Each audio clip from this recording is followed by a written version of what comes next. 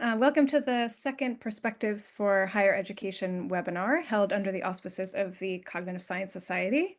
My name is Jenny Culbertson. I'm at the University of Edinburgh, and I'm a member of the Society Governing Board and of the Higher Education Committee, which is bringing you this webinar series. On behalf of the committee, we're super excited to see so many of you here. It's really great. So the Higher Ed Committee was recently created to serve as a hub for various cognitive science training programs at all levels of higher education. And our plan is to collect and share information on undergraduate and graduate cognitive science programs worldwide, to provide a collaborative forum for faculty, interested students, and leaders of cognitive science programs, centers, or other units, and to support the development of new cognitive science programs globally by sharing information and best practices with each other. An important new initiative is this webinar series dedicated to cognitive science perspectives for higher education. Last month, as some of you might know, we held the first webinar in this series, Challenges and Opportunities for Cognitive Science in Higher Education. It was a fantastic discussion, and if you missed it, you can watch it on the Cognitive Science Society webpage. So today, of course, we have the second webinar in the series, and additional webinars are being planned now for next year. These events are designed to spark discussion, to share experiences, and provide practical guidance for cognitive science educators, administrators, and students. We hope that we'll see many of you in this series and that you'll spread the word to your friends, students, or colleagues. If you're interested in getting involved in our initiative yourself, please feel free to reach out. Before we continue, I just want to take a minute to thank the members of the Cognitive Science Society Higher Education Committee. So this is Matt Goldrick, Joe Kable, Joe Toscano, and especially the chair of our committee, Anna Papafragu, for all their work in setting up this webinar series. Today's webinar is titled Setting Up a Cognitive Science Program, Institute, or Center. So we'll get some firsthand insight into the challenges, strategies, and opportunities for anyone interested in setting up a CogSci unit of any shape or size. And we're thrilled to have 4 exciting speakers here with us today. So we have Joe Kable, who is the John Marie Neely President's Distinguished Professor in the Psychology Department at the University of Pennsylvania and the Director of MindCore. We have Laura Getz, who's an Associate Professor in the Department of Neuroscience, Cognition, and Behavior, and directs the Interdisciplinary Undergraduate Minor in Cognitive Science at the University of San Diego. We also have Jacob Beck, who's professor in the Department of Philosophy at York University and member and former director of the undergraduate program in cognitive science at York. And finally, we have David Noelle, who is associate professor and chair of the Department of Cognitive and Information Sciences at the University of California, Merced. So each speaker today is going to have 7 minutes, followed by 3 minutes of discussion. And we'll reserve about 15 minutes for general discussion with the panel at the end. So please feel free to use the Q&A throughout, and I will monitor that and I can read your questions out. And without further ado, I am pleased to give the floor to our first speaker today. That's Joe Kable. Take it away, Joe. Thanks, Jenny. I am here to share my experiences as director of MindCore at the University of Pennsylvania. MindCore is the Center for Outreach, Research, and Education on the Mind. We have been around now for 8 years, and while I was not the founding director of the center, I was involved in planning for the center, and I've been the director for the past 6 years. When we started MindCore, we were in a position where we already had a very successful undergraduate cognitive science major. The cognitive science at Penn is now one of the top majors in the college. It's bigger than the psychology major. It is almost as big as the biology major here. And so for us, in setting up this center, we were mostly about, not we didn't have to do so much strategic thinking about undergraduate education. And one of the things that we really wanted to do strategic thinking about was a question related to one that was raised in the first webinar on undergraduate education, which is how do you get individual students in cognitive science not to just be multidisciplinary, but actually to be interdisciplinary and not just take classes in multiple disciplines, but try to integrate them. When we started, the core challenge that we wanted to try and solve was how can we do this on the research side? How can we promote truly integrative, interdisciplinary research among the faculty and other scholars at the University of Pennsylvania? So I'm going to share some of the strategies that we've used to do this through MindCore. It's a bit of a menu, and hopefully there's some things on this. Hopefully everyone will find some piece of this menu that connects with their own situation. One of the things that we've tried to do to promote truly integrative interdisciplinary research that I think has been very successful has been our MindCore postdoctoral fellows program. We support 2 postdoctoral fellows a year, and our intention here is to support scholars independent of any individual faculty member who they might work with. And what that has enabled is scholars who come into Penn and have ideas about how to make connections. They have interesting, fascinating, cutting edge ideas about making connections between different faculty at Penn. And then this fellowship enables them to build out those connections and do truly interdisciplinary work with multiple faculty at Penn.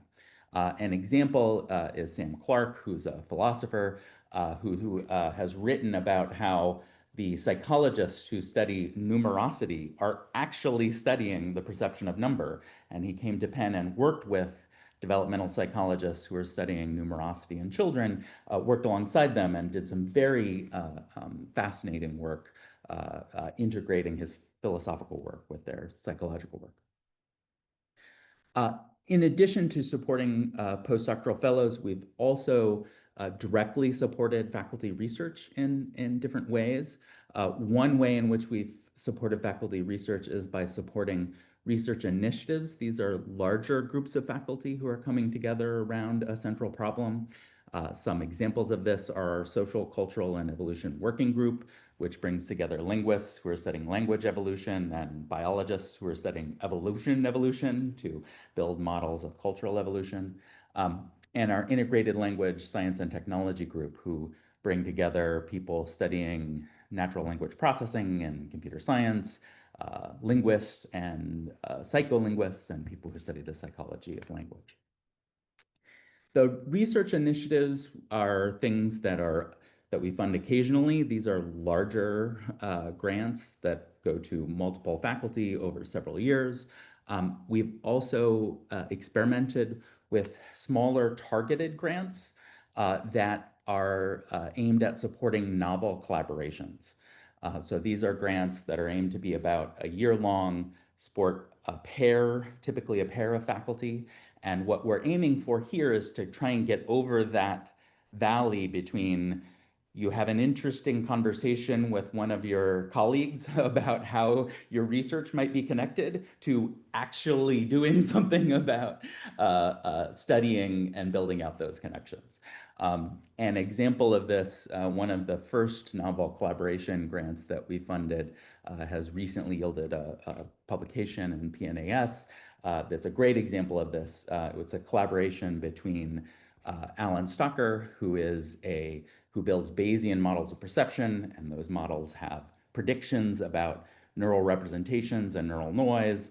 And he collaborated with a neurologist and cognitive scientist, Jeff Aguirre, who said, we actually know how to measure those predictions using functional imaging. Let's go and try and do it. And it worked out. It was very cool. In addition to that, we've also tried to promote the hiring of faculty. This is a little harder in our situation because we don't have faculty lines. We don't have a cognitive science department. All of the hiring at Penn is in individual departments.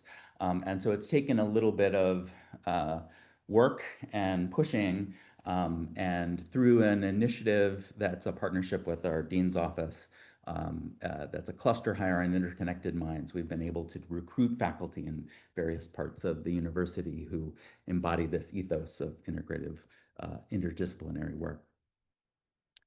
And then I think we've also tried to infuse this philosophy in the smaller things that we do. So for example, we have a seminar series that's very broad, and what that means, and we co-sponsor a lot of talks with different individual groups on campus. And what that means is that, there's a lot of mixing in our seminar series, and hopefully promoting a lot of conversations between people who wouldn't otherwise be interacting with each other on campus. And similarly, our undergraduate research program over the summer is broad. And so when we bring those students together for professional development activities to talk about the research that they're doing, or we bring them together at the end of the summer for a poster session, they're being exposed to the full breadth of cognitive science. And even if they're not doing that in their own research that summer, hopefully it's inspiring them to think about the connections between what they're doing and a broader range of scholarship on campus. So that's been a selection of the different ways in which we've tried to promote interdisciplinary research through MindCore. I will leave it there for the questions, and I just want to thank my fantastic staff who make all of this possible here at Penn. Thank you so much, Joe. That was great. So we now have about 3 minutes for questions. So I'll take questions in the Q&A or in the chat. And while we're waiting for some, I'll kick it off. So Joe, it's really impressive the number of different initiatives you all have going. And I was wondering, when you first started this program, how did you lobby for funding for these initiatives? How did you get that off the ground? Yeah, we benefited from having a leadership in the school for whom this really was a priority. The dean at the time, Steve Fluharty, was someone who came. He was a neuroscientist, and so I think he understood the import of the kinds of interdisciplinary brain and cognitive sciences work, and so. So I think that was very helpful for us. I think we also uh, made the point that by trying to promote more integrative work, we could be a multiplier, right? That one of the struggles at a place like Penn is it's very big, and so people get very siloed. And so I think from the leadership's point of view, the idea that with a little bit of infusion of resources, we can help these people, be more than the sum of their parts because they're separated was really one of the key arguments. And was there one of these that you started with? I think the uh, fellows program, the fellows support was something that we were very excited about initially, and a place that we started off with, and it has, we weren't sure that it would work, and it has worked better than we possibly could have imagined. The scholars who've come through that have really made Penn a more exciting place and have gone on to do fantastic things since they've left us. That's great. I'll squeeze in just one more before we go to the next person. One question is, what democratic mechanism do you have within MindCore stakeholders for determining hiring priorities among disciplines and how they align with priorities for MindCore's development and its mission? Yeah, this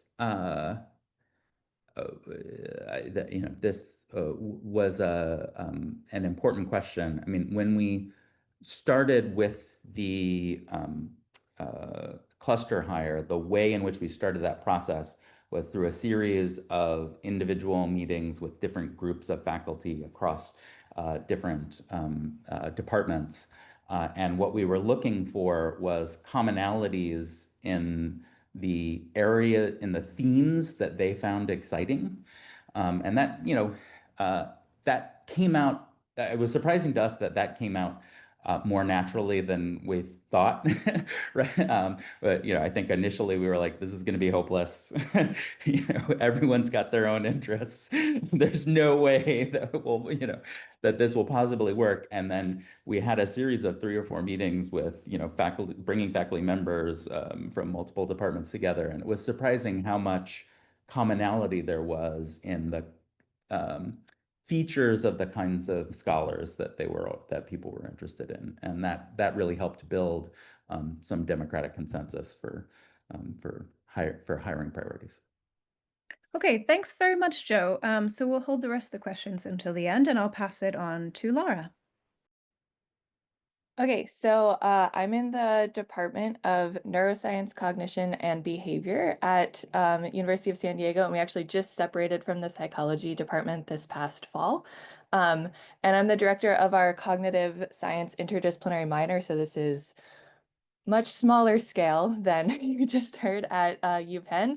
And the QR code you see, it's going to be on each of the slides. It takes you to our cognitive science homepage in case you are interested in. So a few details about University of San Diego. We're a private Catholic R2 university, and we have 3 undergraduate schools that focus primarily on liberal arts education, which is the College of Arts and Sciences, the Canal School of Business, and the Shiley Marcos School of Engineering. So we just launched our new cognitive science minor in fall of 2023. And it was the first minor at USD to include courses from all 3 of the undergraduate units. And I developed this program in collaboration with Jenny Olson, who's in computer science, which is in the engineering school, and Marilyn Johnson from philosophy. So our first step in creating this program was searching through the existing catalog and reaching out to all the departments with courses that sounded like they could potentially be interesting and relevant to cognitive science. We also don't have dedicated resources or faculty, right, to hire, so we needed to go with what already exists across departments. So Marilyn, Jenny, and I met with faculty who have potential courses, and the 3 of us approved these initial courses that would count for the minor for our proposal that went through the college and then the university levels. And then we invited these faculty to become affiliated faculty with the minor. And now that we are established as this interdisciplinary minor, any new courses get approved by this set of affiliated faculty. So we have 4 from psychology and neuroscience, 4 from philosophy, 2 from computer science, and 1 from engineering. I just wanted to walk you through a little bit about how we came up with the courses that are now part of this curriculum. So we have 4 required courses, 1 from computer science, philosophy and neuroscience, and psychology and neuroscience and philosophy, and then 1 class, Intro to Cognitive Science. That's the only one that's not within some other department. And then 2 other elective courses. So within psychology and neuroscience, cognition, behavior, which are now separate from each other, the required course is cognitive psychology. And the issue with this is that for majors who take cognitive psychology, they have intro psychology, statistics, and research methods beforehand. So we needed to come up with a way that they could have alternative prereqs for that. So I'll tell you a little bit more about our cognitive science class in a minute. And then we have a number of other elective courses as well. Most of these are now within our new Department of Neuroscience, Cognition, and Behavior, except for EvPsych and CogSci are cross-listed across those 2 departments now. In philosophy, the issue was that our philosophy department is spread very thin because we have a philosophical inquiry core requirement and an ethical inquiry core requirement and several other majors that take from philosophy. So instead of having 1 class, we decided to have 2 potential classes, and they promised us that they would offer at least 1 section of one of these classes each year for our minors, and then several other elective classes as well. And then in computer science, the required class is the basic, like the first level coding class, which we thought might be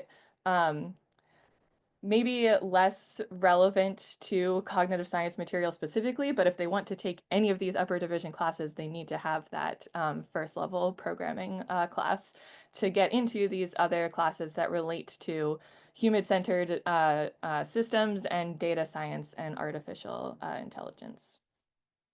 And then we talk to another of other departments and have like 1 class from a bunch of other areas that fit within our minor as well.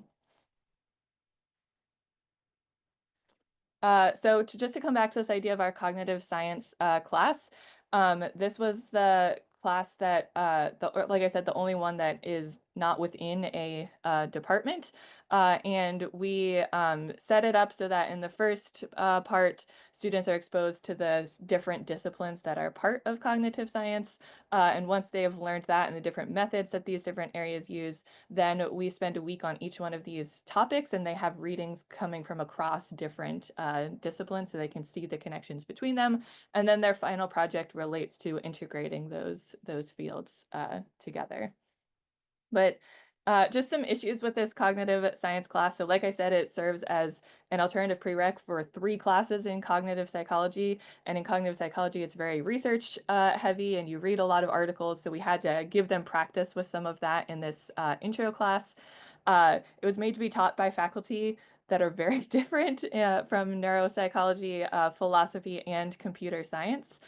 It counts for the minor, so we have a lot of like juniors and seniors taking the class who've had experience in these other areas, but it also counts for the core, so they put first-year students in there who have no idea what any of this is, so it's very challenging to teach. And this is also our only chance to integrate across these various domains. So sort of what we're thinking about now is considering flipping cognitive psych and cognitive science. So having a lower division cognition class instead of upper division cog psych, and then having an upper division cognitive science capstone course after they've taken the other courses instead of trying to do it as an intro level course. And we've been very successful getting students so far. So we have 23 minors already in just the second year, including 5 who just graduated from our program. It's mostly psychology and computer science majors right now, but we do have a smattering of other people. There's some marketing, international relations, sociology, chemistry, but trying to advertise more to students to get that interdisciplinary perspective are other things that we are working on now. So I'm happy to take your questions, also any feedback or suggestions that you have about our program. Thanks very much, Laura. So I have a quick question. I was wondering whether there are, so besides the coursework in this Intro to Cognitive Science class, are there other activities you guys try to do in order to make sure the students who are on that minor get a bit of a feel for the cohort, or like what other activities do you do to kind of promote that? Yeah, we have a very small budget, but we also have UCSD right nearby, and they've got lots of cognitive science. So we've had speakers from UCSD come. So we did a panel one semester, and then we had someone else come a different semester from cognitive science, but like from different types of cognitive science. So drawing in different students. The first event we had didn't have very many students, but I think we advertised better for the next one, and like the room was full. So I think word is getting out about the program, but it's definitely slow to try and get students from outside of the areas that are already interested in this. Yeah. Okay, so you said that other programs agree to teach courses regularly. Is that a kind of, yeah, how do you enforce that? Is that a kind of Yeah. informal agreement between you, or yeah? Yeah. So the college dean's office is like who helps coordinate these interdisciplinary minors since they're mostly from the College of Arts and Sciences. And so when we had the proposal, like in our proposal is how it would switch between I would teach it one semester, then Marilyn would teach it one semester, then Jenny would teach it one semester. And if not us, then like someone else from our department. So the departments have agreed that it would switch between the 3 of them. We're already having issues with philosophy, like trying to back out of that. But I think it's going to be okay because our new department is more related to this. There are more people within my department that are willing to teach it. But yeah, that's part of the process that I've been learning on the director side is how to enforce this across these different departments that are participating. Okay, great. So I think with that, we'll move to Jacob. So I'll take you through the cognitive science program at York University. So I'll start with some background about York and our program. So like most universities in Canada, York is a public university. It's Canada's third largest university with over 50,000 students, and it's located in the city of Toronto. The cognitive science program at York was started in 2003 by my fabulous colleague, Kristen Andrews. And the primary function of the program is to serve as an undergraduate major. The program is housed in the Department of Philosophy, so that's its administrative home. And that means the director is always a philosopher. But our course offerings also come from psychology, linguistics, and computer science. And the program has been hovering around 200 majors for roughly the past decade. We also run a speaker series that hosts 4 to 5 talks per term. And this serves the undergraduate students, but it also helps to bring faculty and graduate students from different departments together.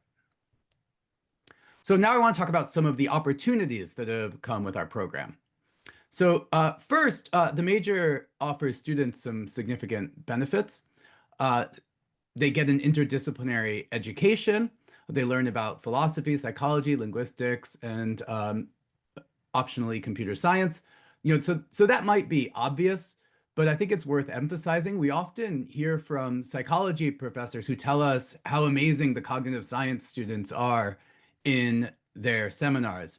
And I think a large part of that is that they notice that the students excel at writing essays and analyzing arguments, which is something they learn in their philosophy courses. But unlike pure philosophy majors, they also understand statistics and research methods, right? And so on. And so I think it's just a powerful combination. And I think we should always remember that, that really is a benefit. Students also benefit from having a smaller program. Psychology and computer science programs are enormous with thousands of students. The cognitive science students all have the opportunity to know one another and to know the director. And I think the students benefit from having a unique degree. Employers and graduate schools are intrigued by a cognitive science degree just because it's less familiar than a psychology or computer science degree, and it can help applicants stand out. A second opportunity is that it creates community, right? So as we all know, we can be siloed in our own departments. And the speaker series in particular brings faculty together from different departments. So personally, I've gotten to know a lot of people working on the mind who I wouldn't have had it not been for the cognitive science program. It's also led to the growth of our department, which I think is a benefit. There's this question of where cognitive science programs should be housed. And I think this is like one of the critical questions. Should it be independent of any department? Should it be in psychology? Where should it be? So in our case, it's in philosophy. And I don't know that that's the best thing overall for a program, but it has been beneficial to our department in 2 ways. So first, it's given us more students. So 200 additional majors would be a rounding error for psychology. But for philosophy, right, it's nearly doubled our majors. And at a time when the humanities are threatened by declining enrollments, that's been really positive for our department. And then second, that growth in the student population has allowed the department to hire new faculty.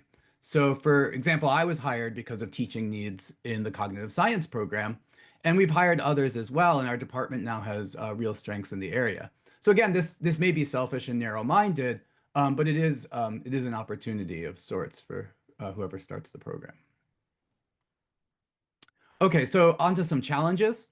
So first, as everybody knows, coordinating across departments can be a headache. To get anything done, you need buy-in from the departments, each of which has its own governance structure and interests. So for example, we needed to create some special courses for the major, and that meant getting departments to offer those courses. So for example, linguistics had to mount a course for us because their intro course is a year long and it didn't have enough cognitive content, so we wanted a more mindy linguistics course. But then they needed to commit to staffing it, which they eventually agreed to do, but it took some time, in part because we didn't at first have enough students to guarantee that it would fill. even once you have the courses, getting your students seats isn't always easy. So for example, psychology just has a limited number of upper level seminars, and naturally they want to reserve most of their seats for their own majors who need the courses. But that means our students often have problems enrolling. Another problem is that many departmental courses have lots of prerequisites. So for example, computer science often requires lots of math, and it can be hard finding courses that work for our students who often don't have the background and don't have the time to acquire it, given all the other requirements they have. Still, another problem is that departments change their courses or prerequisites for their own majors without thinking about how that's going to affect the cognitive science program, and then we have to, catch up. Okay, a second challenge is I think the major can be confusing for students. So sometimes courses have prerequisites that aren't officially part of the major, like math prerequisites for computer science courses. Other times the prerequisites for cognitive science students are different than for students in the home department, say linguistics. But that isn't always clearly reflected in the course catalog, and so our students get confused. And even the student counselors, right, the advisors who's supposed to help the students, they're confused by our program. So when I was director, I tried to fix this by introducing streams that lay out the pathway through the major more plainly, right? You choose a stream, and then your courses are more rigidly fixed. But even that isn't perfect. So I just worry that some confusion seems to be inevitable. Lastly, I think cognitive science has been a victim of its own success. So as it's developed, its subfields have grown and specialization has increased. As a result, there isn't just a cognitive science speaker series and then a speaker series from each department, right? A philosophy speaker series, a linguistics speaker series, psychology speaker series. There are also speaker series associated, for example, at York with the Center for Vision Research, with an interdisciplinary neuroscience program that we have. Artificial intelligence group has speakers. So people only have so much time, and they tend to dedicate it to the most specialized groups they fit into.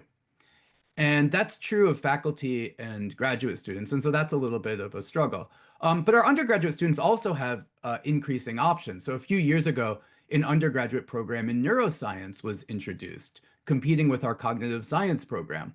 Likewise, linguistics recently introduced a program in speech and language sciences that's been attracting students. So students now have more options, and so that's the challenge for the program. Okay, so that's all. I put my email up there. If anyone has questions, this is being recorded, so not everyone's watching it live. Feel free to reach out to me, and I'd be happy to chat with you. Thanks very much. So I have a question about the kind of interdepartmental politics. So you said you're in a philosophy department, but this cognitive science program is doing very well, and that's great. But I wondered if you experience any challenges in terms of your departmental identity or departmental politics.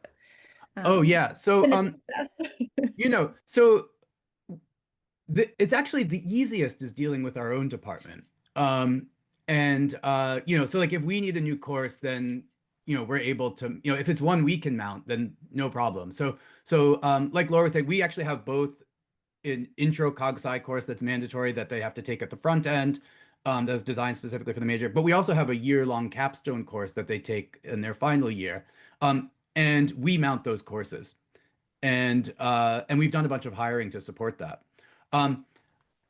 It's a pretty big department because it's a big university, so maybe that's has reduced the interdepartmental squabbling. I do imagine that some of my colleagues, although they're very polite and we all get along, may wonder why we have to have so much cognitive science in the philosophy department. But they're polite, they're Canadian, they don't say that to me. And so so it's been okay. Okay, great. So we'll move on to our last speaker, David. Take it away. Thanks for the invitation to be here. I'm going to talk to you a little bit about cognitive science, a personal voyage. This subtitle I've stolen shamelessly from Carl Sagan's Cosmos, and I used it for two reasons. One is, of course, I only have my own personal experience, only anecdotes to share. I'm not an expert in designing programs. So please take this with a grain of salt. I think my experience is somewhat unusual. The other reason is I want to focus in this short presentation on the more personal aspect of this, namely the people involved, what their needs are, and trying to address their needs. We are a new campus that's surrounded by agricultural land in the Central Valley of California. We're pretty close to Yosemite National Park. We're part of the University of California system. We're the 10th and newest campus in the University of California system, about a 2-hour drive east of San Francisco and Santa Cruz. This is a public research university. That is to say, we have mandates that involve responding to the needs of the state as well as general academic goals. The first class of students that we have arrived in 2005. I showed up 1 year later in 2006, and I've been the chair of our cognitive science efforts for over 10 years during that time. I only just stepped down so I can actually have a sabbatical. We're currently approaching 10,000 students, so we've grown pretty fast over the course of almost 20 years. Our student body is interesting. We have many students who are the first in their family to ever attend college. We're officially a Hispanic serving institution, and we really accommodate the full range of citizens of California, including those of lower socioeconomic status. We're very proud that we were recently declared an R1 university, which I think is quite an achievement to happen in just 20 years' time. Also, we've been rated by bodies like the Wall Street Journal as #1 in the nation for social mobility, bringing our students into a greater path, a more ambitious, a more productive path in their lives. The cognitive science program, which is currently called the Cognitive and Information Sciences Department, was a flagship program. It was there from the very start. And there were a lot of early cases to be made about why we weren't to be subsumed into our psychological sciences program. As it stands, we're a full-fledged department. We have our own faculty lines. We have an associated graduate group. At this time, we have about 14 faculty members. We have about 30 PhD students, so that's going to drop probably to about 20 because we have a whole bunch that are graduating this year. We have both a Bachelor of Science and a Bachelor of Art degree in cognitive science that differ in the amount of, well, math, computer science, and hard science, or things like basic science as part of the curriculum. We also have a cognitive science minor. We have a PhD degree in cognitive and information sciences, and a few years ago, we instantiated a master's degree. We've tried to do all sorts of things beyond just building these programs. For example, about 10 years ago, we ran the annual meeting of the Cognitive Science Society when it was in Pasadena. Let me shift to talking about some high-level issues that I think are worth discussing. One is cognitive science as a branding problem. We have a hard time describing exactly what cognitive science is. In my own opinion, this is because whereas many disciplines are described by what it is they're studying, cognitive science to a large degree might be better defined in terms of how we study it, taking a wide variety of different perspectives on what the subject matter is, as well as a wide variety of methods.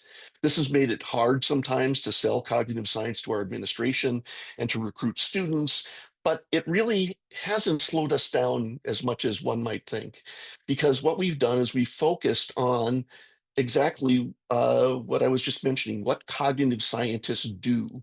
By using examples of the kinds of things that we do, we're pretty much able to give a good vision of what it is cognitive science is like.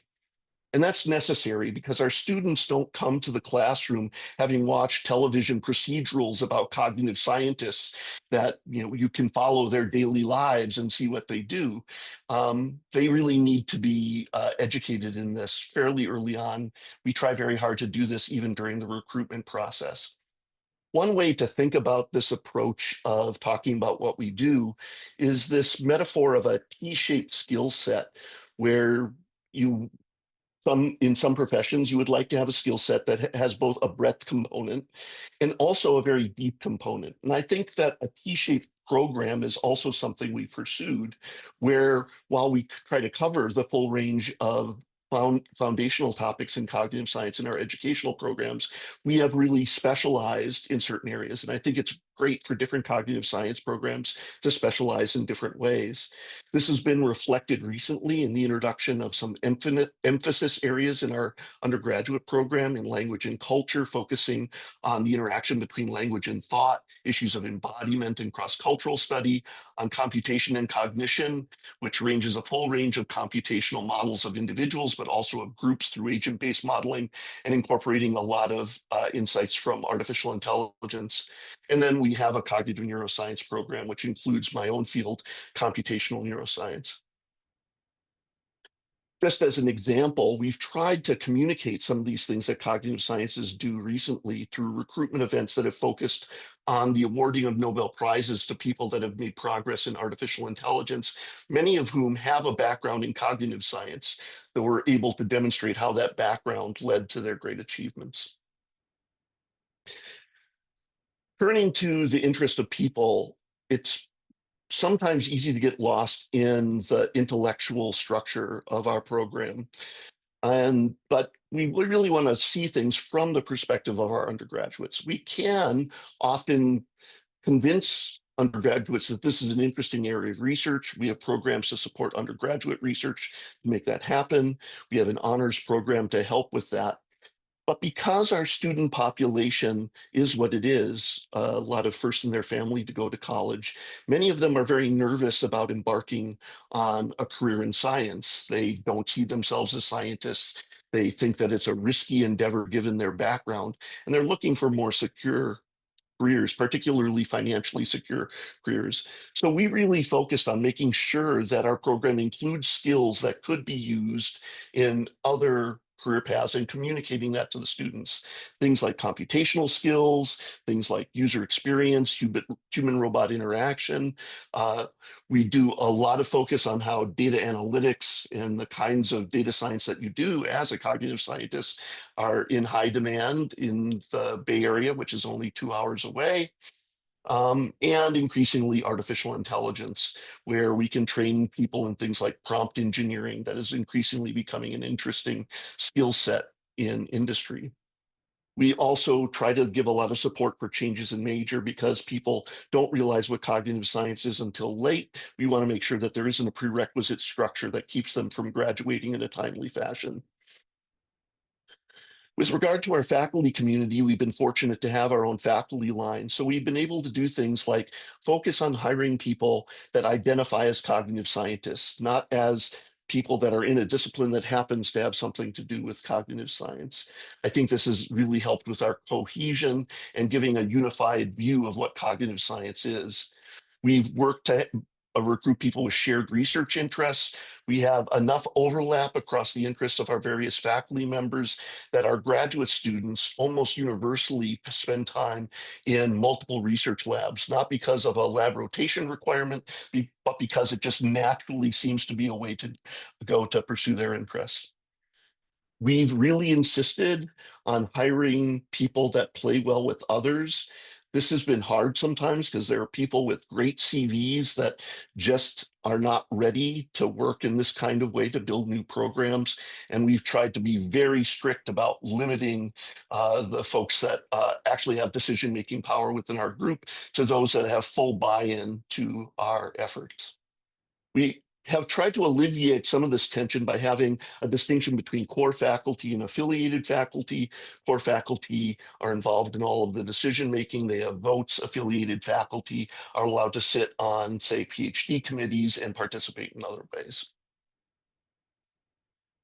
Again, taking the perspective of our undergraduates, they can really benefit from having support that is more social in nature. We have a very strong cognitive science student association. They, in this last year, ran their own half-day symposium that they call Brainwaves. They also participate in a conference, the California Cognitive Science Conference, that happens every year at UC Berkeley. I'm proud to say that one of our students won the best poster presentation at that this last year.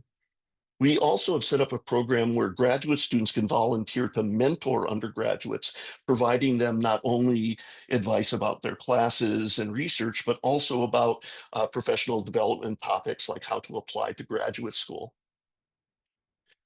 With regard to our graduate students, we have a lot of things that we do to try to cement that community. The oldest seminar at UC Merced is the Mind, Technology, and Society Seminar, or MTS, which we have a culture of all faculty showing up for every one of these seminar meetings. And we even require it of our PhD students, where they sign up for a course that requires them to be there every time. Now, that might sound heavy-handed, but it really has helped with developing a coherent community here where everyone gets to know everybody else. We also have a weekly brown bag seminar where students present work in progress. And we have separately a weekly coffee hour or tea time where we get to socialize and kind of help graduate students see what it's like to have research-oriented hallway conversations. We annually have a day where we see first year and second year graduate student project results. This turns into a celebratory event, often a picnic follows. We also annually bring a distinguished cognitive scientist from the field to campus to give them an award. And this helps our community kind of plug in with the broader cognitive science community. There's also a graduate student governance organization. The last thing I want to bring up is that if you're thinking of doing this, of building a program like this, you don't only have the resources of the people on your own campus. We really benefited from assembling a board of advisors of distinguished cognitive scientists from other campuses, from other parts, to help us figure out how to do this and how to do it right. And that board of advisors has been a great resource moving forward in finding people that will help us as external reviewers during program review times and the like. So I hope that some tidbits here are valuable to you, but I'm happy to take any questions.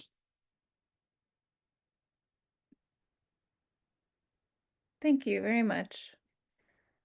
I think it probably makes sense to open it up for questions at this point, but I'll also ask one of David if that's all right. So did I see that you have a master's program? Is that right? That's correct. It's a year-long master's program that focuses on people that perhaps are interested in technology, but want to learn a little bit about human cognition so that they can design better user experiences or the like. It really does have that kind of professional component, though it overlaps enough with our PhD program that we can offer it as a stepping stone towards the PhD as well. Excellent. Okay, so opening things up a little bit, there's a few comments in the chat around support for people or institutions who are interested in cognitive science, but who are from the global south. So do any of you have partnerships or any initiatives that, that might help to bring in, I think, maybe less well-represented countries in terms of cognitive science? Anyone can take it. The University of California brings in lots of international students. And in our graduate programs, we've had no trouble recruiting great students from around the world. I have a student from Azerbaijan. We have had students from India, of course, and many other places. With regard to building actual institution connections, there are a number of research institutes in Mexico that we've tried to collaborate with in order to help speak to the needs of our Hispanic students in particular. Great. Okay, well, we definitely have a couple of people in the audience who should shout out to some of these folks on our panel if they want to talk more about that. Okay, another question. We have a new PhD in CogSci. One big challenge is supporting students in developing coding skills. Do you all experience any struggles with that? Do you have any successful approaches that you could share, given that students might be from a range of different skill backgrounds? So I feel like I'm talking. Oh, go ahead, please. Oh, sorry. Yeah, we don't have a PhD program. we only have an undergraduate program, but the way we set up the major, and this partly has to do with like the different departments are actually in different faculties, and the entrance requirements for different, the faculties, vary, and they also can vary by major within a faculty. And so not all of our students who are interested in cognitive science come in with the math background that's required for the prerequisites that the School of Engineering has for their computer science courses. And so what we've done is we have streams where students take several computer science courses, but those are optional. And so that's really the one area that's not mandatory, right? You have to take some psychology, some philosophy, some linguistics. You don't have to take any computer science. So that's maybe cheating, but that's how we dealt with it. One of the things that we've done, this is at the undergraduate level, where there's the same struggle, is that, especially if you're trying to get undergraduate students involved in research, for some of the labs, like, what are they going to do if they don't know coding? Is we have a half-credit seminar in our cognitive science program that really is a practical, this is, here's what Python is. Here's how you would, that kind of takes students through the very introductory steps, such that when they land in a research lab, they have some orientation, some introduction to the skills, and then they have what they need in order to start learning the skills that they need to do the research that they're doing. Have any of you experienced any sort of competition between undergraduate degrees in cognitive science and undergraduate degrees in computer science? One thing that I didn't mention is part of that support for students switching majors has come from the fact that we have a lot of students that start out as computer science majors and then decide that doing analysis of algorithms and data structures is not their cup of tea. So we have a lot of students that actually come to us because they're interested in computation, but they're interested in it from a more broad, perhaps philosophical angle that we can support.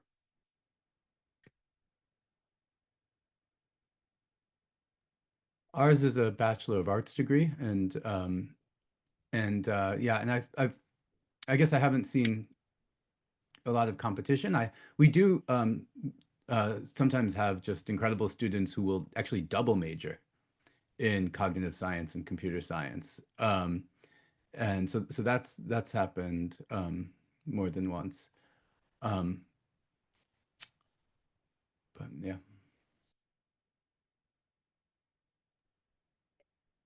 I was also wondering if all of you could say just maybe a few short words about so what was it that made you decide to kind of undertake this? Because I think in all cases it's a lot of work, and I'm sure we all think it's worth it. But I'd be interested to hear, like, what made you think, okay, I have to do this? Like, Laura, do you have what made you feel like, okay, I need to start this minor? So, I mean, we are a liberal arts institution, right? And our dean is very into interdisciplinary programs. So a lot of these have been developed recently. And the other two people that I developed it with, like, we came in at the same time. We were all pre-tenure faculty when we created this. So yes, it was definitely a lot of work.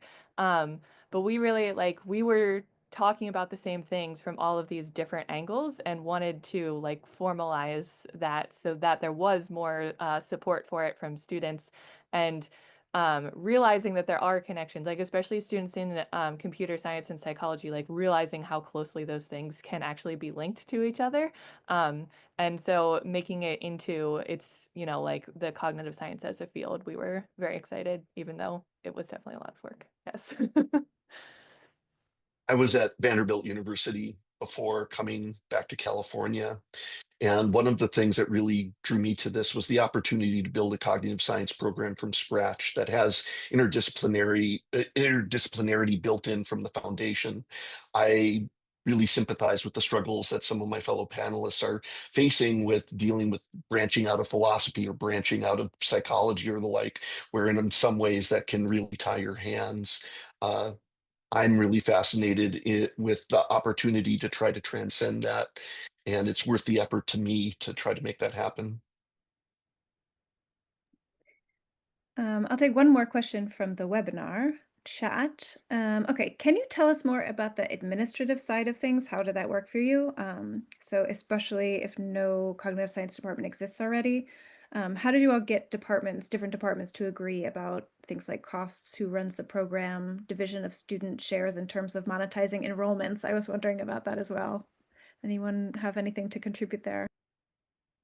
I don't know how we did. So, I mean, honestly, I think people are receptive. Like if they think something's a good idea, that most of us are grown-ups enough that they're willing to support it. Now when it gets down to brass tacks, it can be a little tricky, and there are challenges. But if you can sell it as like this is actually going to be good for students, it's actually going to be good for the university. I think most people will rise above the self-interest. And then it is. I think departments get credit for having butts and seats, and so if they're offering courses and they get these courses, students taking them, then that counts for something for them. And on the self-interested side, but honestly, I feel like for psychology, for computer science, these are just like tiny numbers, right? That for them, given the size of our program compared to the size of theirs, and so I think it is largely like altruistic and just a feeling that this is a good thing to do, and that it would be a good program.